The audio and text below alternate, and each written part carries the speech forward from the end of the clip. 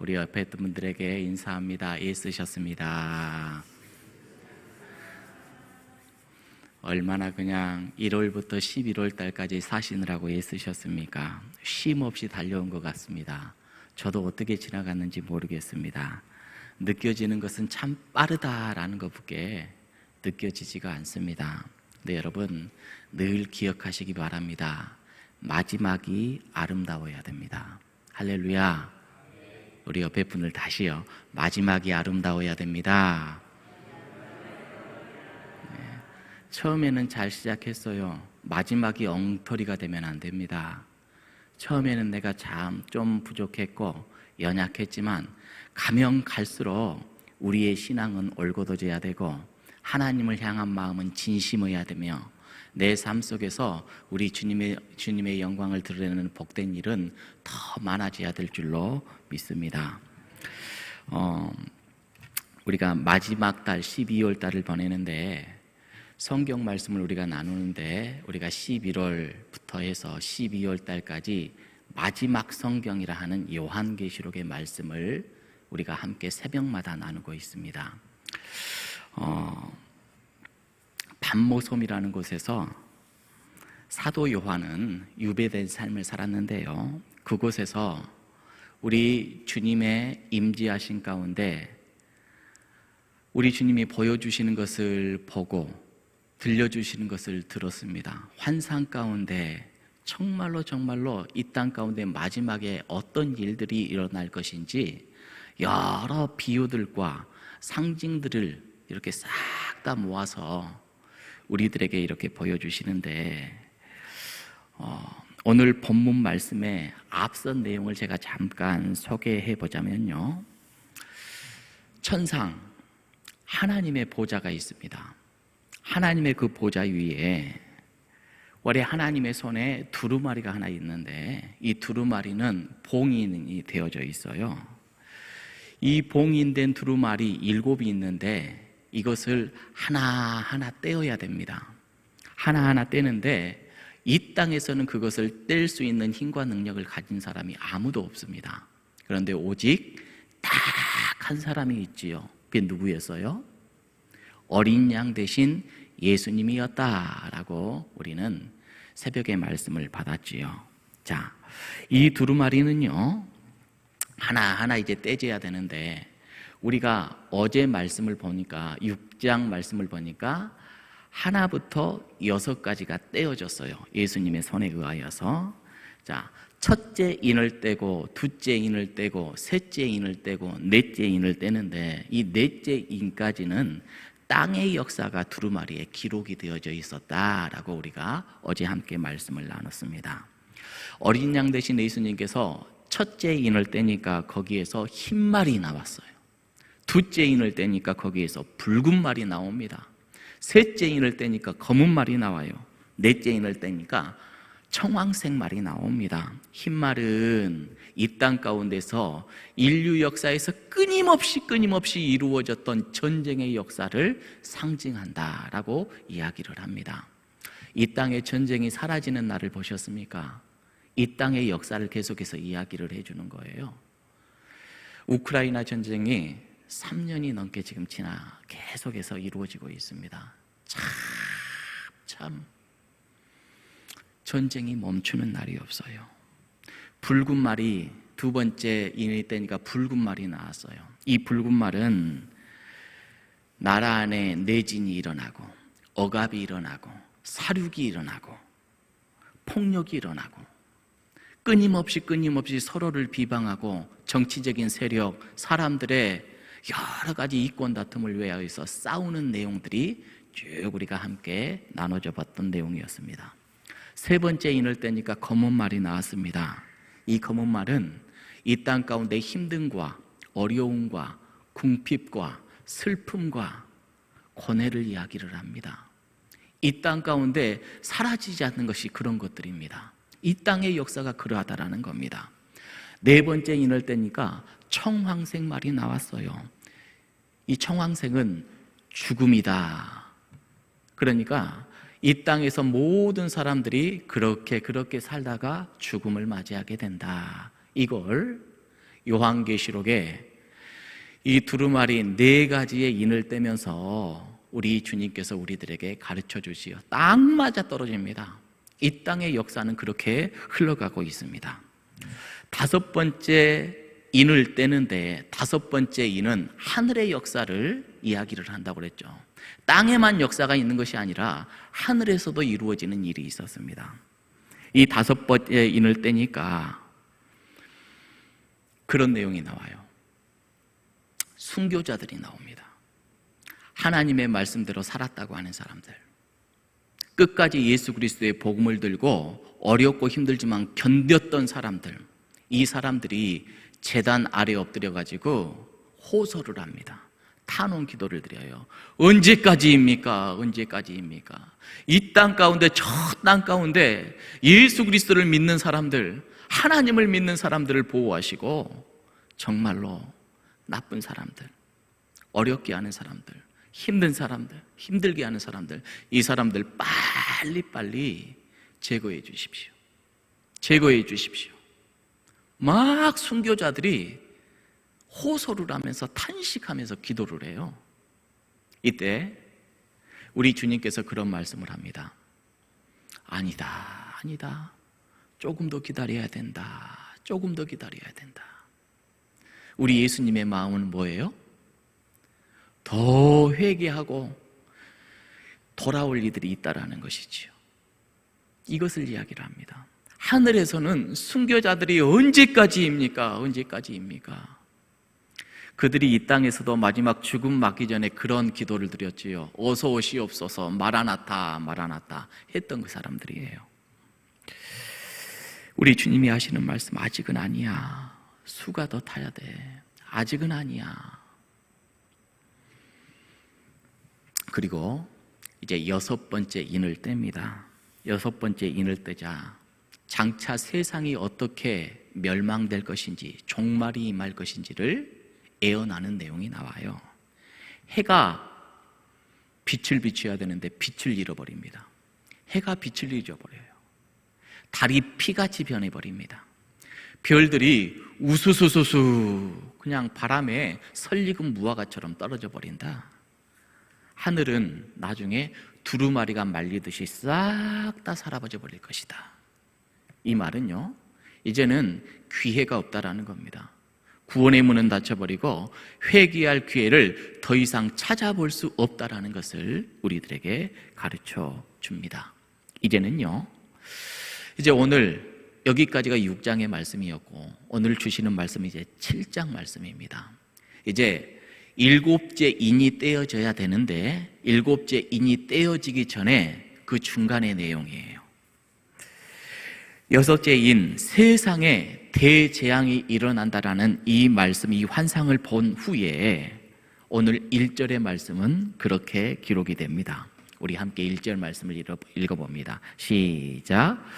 이 일 후에 내가 네 천사가 땅 모퉁이에 선 것을 보니 땅의 사방의 바람을 붙잡아 바람으로 하여금 땅에나 바다에나 각종 나무에 불지 못하게 하더라. 네 천사가 있습니다. 네 천사가 딱 네 모퉁이, 동서남북이겠죠. 네 모퉁이에 딱 서가지고요, 바람이 부는 것을 꽉 잡고 있어요.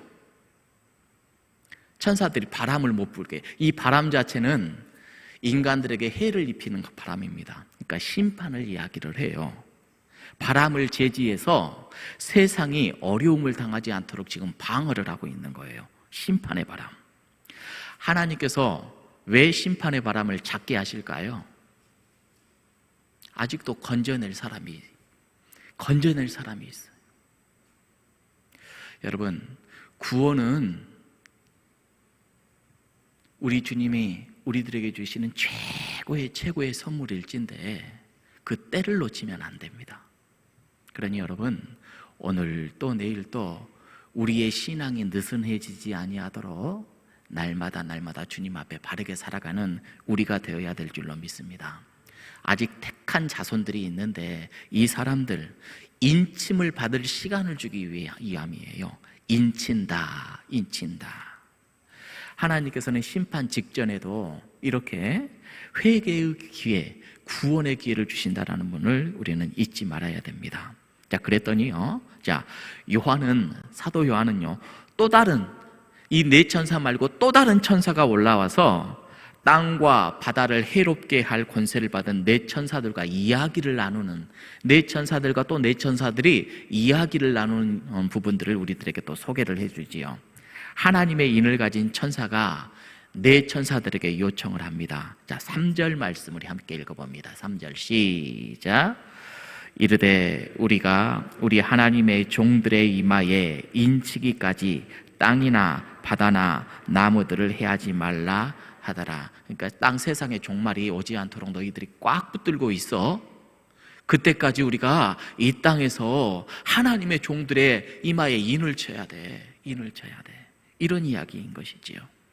하나님께서는 하나님의 자녀들, 하나님의 종들을 끝까지 철저하게 보호하시려는 그 마음을 우리들에게 보여주시는 것이지요. 베드로 사도는요, 이런 이야기를 해요. 하나님께서는 우리들을 향하여서 오래 참으신다, 이렇게 말합니다. 여러분, 우리 하나님께서 우리를 바라보시면서 오늘도 연약하고 부족한 부분들이 많지만 오래 참으시는 줄로 믿습니다. 늘 회개의 기회를 놓치지 맙시다. 끝까지 우리 하나님을 바라보면서 믿음의 경주를 잘 걸어 나아가야 돼요. 하나님께서 오래 참으시는 이유가 뭐예요? 멸망받지 않고 모두가 구원을 얻게 하기 위한, 끝까지 우리 하나님께서는 포기하지 않으시는 그 아름다운 마음.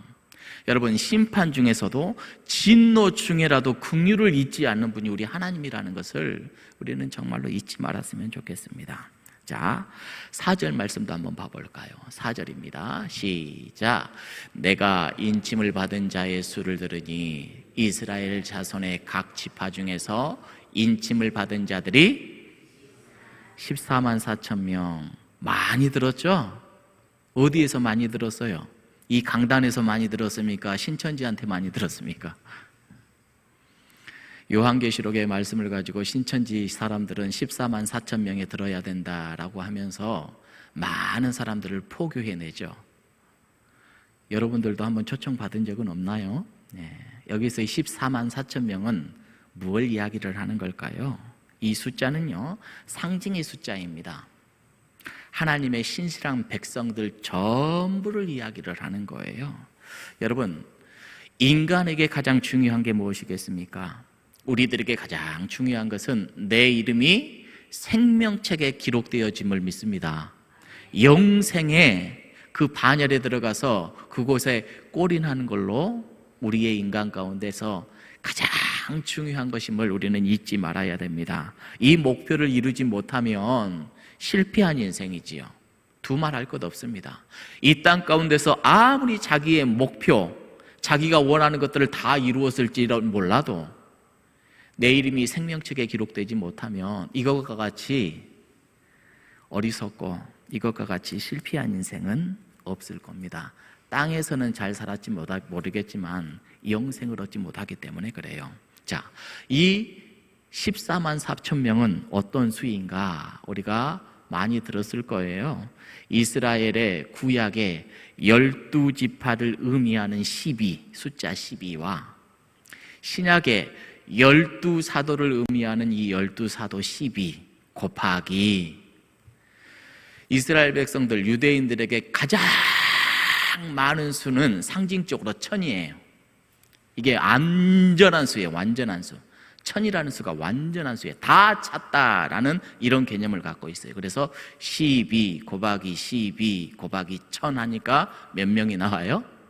14만 4천 명이 나와요. 그래서 이것은 상징수라고 해요. 아까 우리가 함께 말씀을 봤는데 유다 지파의 몇 명, 어떤 지파의 몇 명 하니까 꼭 그 사람들만 들어가는 것이 아니라 이 14만 4천 명은 혈통적 이스라엘의 백성이 아니라 하나님을 믿는 모든 백성들을 총칭하는 그러한 말입니다.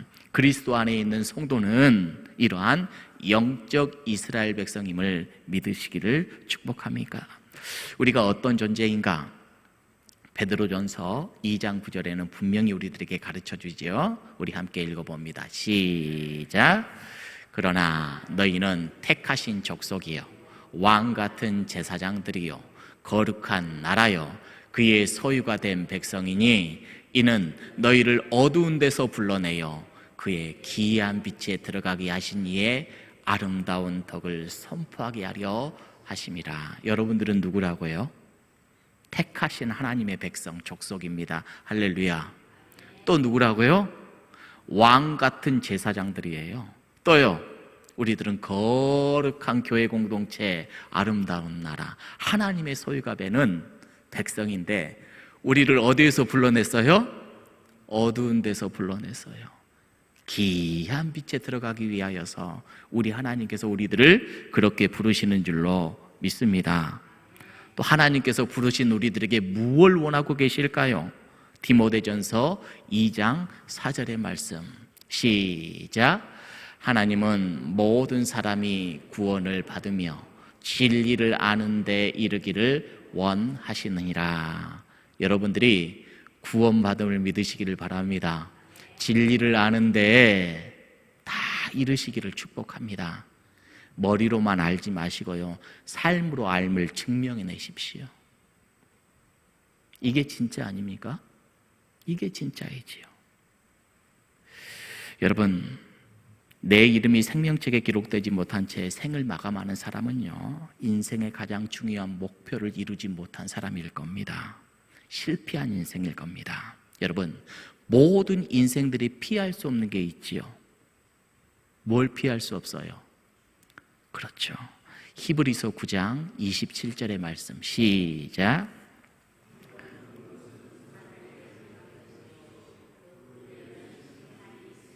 여러분, 심판의 날에 이르기 전에 우리 예수 그리스도를 영접한 성도로서 정말로 믿는 자답게 12월 한 달 더 채워내기를 축복합니다. 그렇게 살아내야 됩니다. 여러분들은 지금 마음 중심에 뭘 붙들고 계셔요?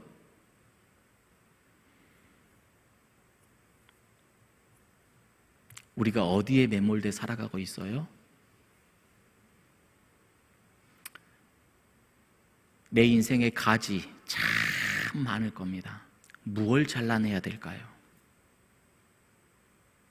무엇을 꼭 붙들어야 될까요? 제가 말씀을 이렇게 보다가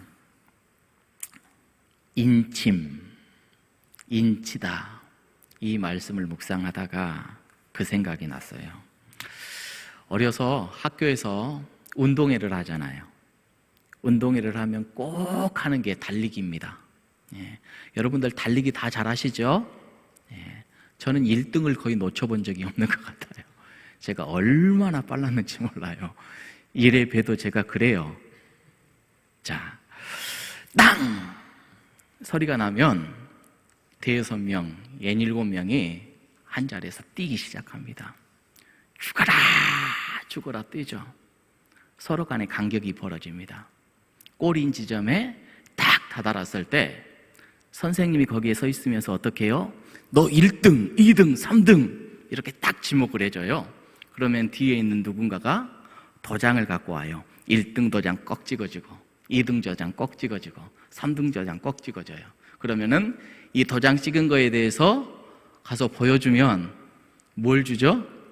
1등은 1등 상품, 2등은 2등 상품, 3등은 3등 상품 이렇게 줬어요. 그날 저는요 딱 이거 한 거 지워요 안 지워요? 안 지워요. 보라고 자랑하면서 다녔던 그런 기억이 납니다. 여러분, 인친다. 우리는 인친 받은 사람 맞습니까?